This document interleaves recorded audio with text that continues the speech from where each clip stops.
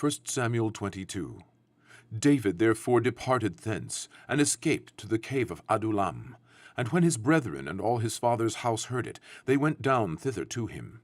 And every one that was in distress, and every one that was in debt, and every one that was discontented, gathered themselves unto him. And he became a captain over them, and there were with him about 400 men. And David went thence to Mizpeh of Moab.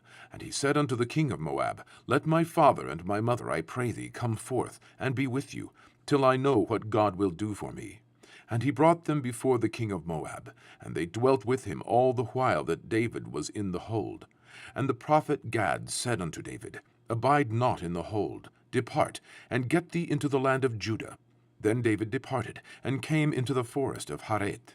When Saul heard that David was discovered, and that the men were with him, now Saul abode in Gibeah under a tree in Ramah, having his spear in his hand, and all his servants were standing about him. Then Saul said unto his servants that stood about him, Hear now, ye Benjamites, will the son of Jesse give every one of you fields and vineyards, and make you all captains of thousands and captains of hundreds?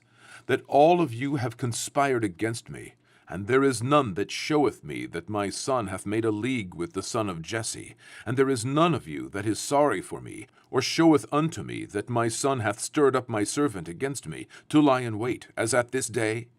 Then answered Doeg the Edomite, which was set over the servants of Saul, and said, I saw the son of Jesse coming to Nob, to Ahimelech the son of Ahitub.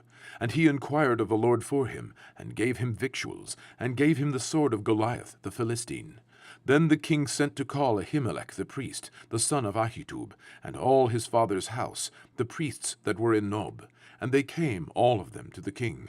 And Saul said, Hear now, thou son of Ahitub.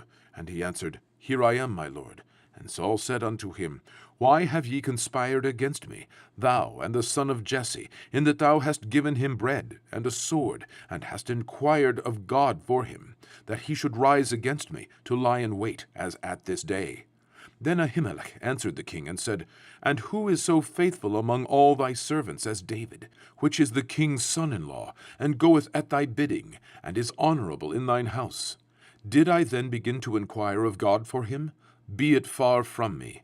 Let not the king impute anything unto his servant, nor to all the house of my father, for thy servant knew nothing of all this, less or more.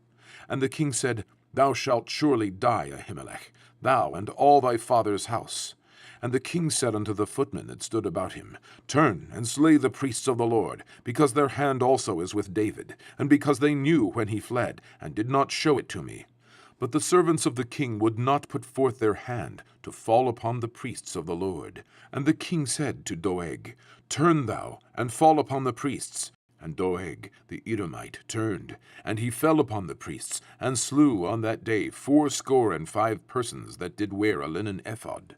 And Nob, the city of the priests, smote he with the edge of the sword, both men and women, children and sucklings, and oxen and asses and sheep, with the edge of the sword. And one of the sons of Ahimelech, the son of Ahitub, named Abiathar, escaped, and fled after David. And Abiathar showed David that Saul had slain the Lord's priests.